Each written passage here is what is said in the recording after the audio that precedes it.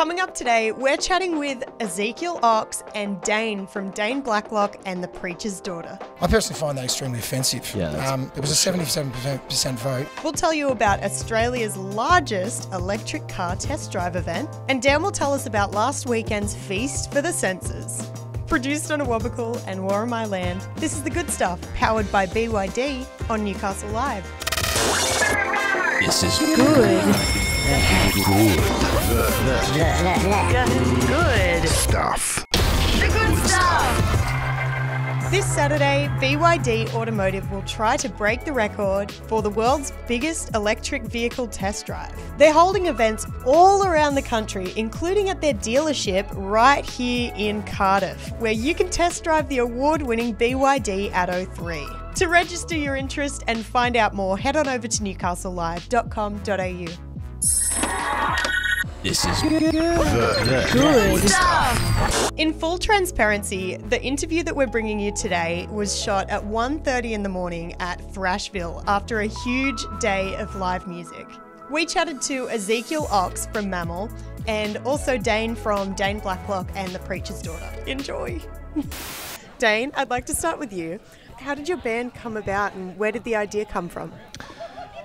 Well, I think it's kind of about looking at the church and the way that the church does things and doing the exact same thing, but, you know, using those powers for good instead of evil, you know, like getting all of these people really riled up and singing along and clapping, and it's the, you know, catchy one-line bits, and but then using that power for good instead of evil, you know, rather than saying, you know, let's hate gay people and etc. Just be free and do what you want. Well, can I ask, were you raised in a religious household? Is this like a direct response to some sort of dogma that was fed to you? I was raised in a religious household at first, and then my parents backslid from the church. Good for them. Yes, I think so. There's apparently they explained later there's a special place in hell for you if you backslide. No way. Wow. I haven't heard that. It's almost like worse than sinning and then sorry, it's almost worse than sinning and accepting confession. It's like you've actually called us out on the facade. That's the worst crime. Yes. Fascinating. Yes, exactly. So, Mammal, you've had a little bit of a break lately, but you're back with heaps of stamina. What's the plan for the next year? We're in a really good spot at the moment. When you say we've had a break, we haven't been on the live circuit. We went through the same thing everyone went through. We had this stuttering, rebooked, rescheduled tours through COVID. And then we've actually produced this album called The Penny Drop, which we are just so bullish about. Like, we really think that this album stands up. It's really belligerent. It's completely all about taxing billionaires. It's totally anti-fascist, and of course we stand against homophobia and any form of bigotry. We're all about diversity. So, and we've created an album that's like, I guess to me sounds like the time you fight, and that's what we wanted. So we've been busy. We've got this new album. We're going to do 2 film clips. We've got a couple of singles coming up. Keanu Reeves we played tonight. That's going to be our first clip.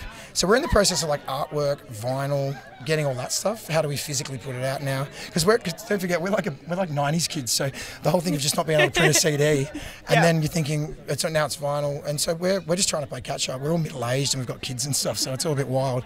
But yeah, the politics are standing up. We're as woke as we were in 2008 before woke was a thing, and we're really proud of that. And thankfully, it looks like the world's come along for a ride. Like, we won the gay marriage thing. That was pretty cool. Yes. Those no guys, they can just fuck off. Hallelujah. Losers. Yeah. Losers. Yeah. My sister married Michelle. Shout out to Kirsty and Michelle if you're watching. And it was just a big gay wedding, and it was bloody beautiful. Love that. Winners are grinners, I That's find. awesome. Winners are grinners. Yeah, Losers can please absolutely. themselves. Do you remember where you were when that bill got passed? Yeah. I still remember it very Yeah. vividly. I was at work when it was announced. I was working in logistics at Tennis Australia for the Australian Open. And it was a great day. I went out and got very, very happily drunk at Trades Hall that night. It was wonderful with my working class friends. I don't remember where it was, but I remember it being really, really emotional. What I'll say about that, the plebiscite, and I think it's really important to say this, it's the same with the no vote. It's different to the Aboriginal voice, but I actually find that the fact that taxpayers' money was given to the no vote, 73 million to each side, right, and they see that as like this false equivalence.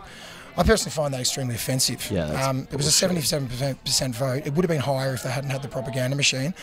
And I'm just tired of seeing our money go to Serco to lock up refugee kids, to let bigots stand in the street with signs. It was so damaging to our community. More hate in the community. We've seen what happens with people like Trump. So we stand against that, and I'm sure I speak for Dane and yourself, Bonnie. Like we need a community and a culture that just doesn't tolerate it. It's not an opinion, it's bigotry, and it's an ideology, and it's very damaging. On stage tonight, you had a poster that said Musos against, I'm so sorry. It said Musos against police violence. Yep. Amazing. Why is it important for you to have that? Well, it's a pretty cool story. I was actually telling Dane just before we started the interview. So in 2007, 2004, Cameron Doomadgee was murdered, and if I get the dates wrong, I'm sorry, on Palm Island by a policeman called Senior Sergeant Hurley.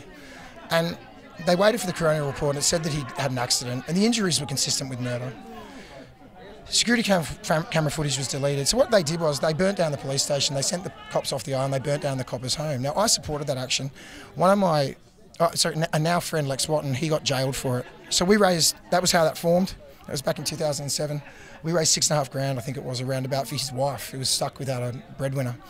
And it was really powerful, and people got on board, and then we did a few more gigs for Fitzroy Legal Service, and it was really just about saying that, you know, the police monopoly on violence, and the fact that the way they treat activists and people that are standing up, and just generally just the history of wanton murder of Indigenous people, we just had a gutful. And the cops started turning up to our gigs and harassing us after and stuff. It was really interesting. They noticed, and they don't like people talking about it.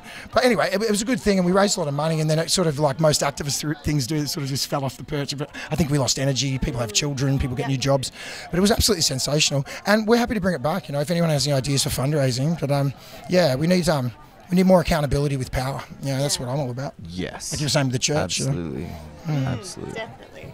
All the characters that we saw on stage tonight, it was like half an hour, but it was like Rocky Horror Show, this cabaret fit into this tight set with choreography, props. The music was just nothing like I'd ever experienced. How has this like transformed and become what it is today? Because it's so interesting. It's grown really organically. I mean, we planned some things. We come up with bits, and but we write songs, and they have stories, narratives from the Bible. You know, like the Bible is so rich in like all of these ridiculous, hateful, weird, strange, fucked up stories. It's interesting, Dane, because one of the things I found with religion, because I've always been quite repulsed by it as someone who calls themselves 99.9% atheist, but probably leaves that 1% because I can't know.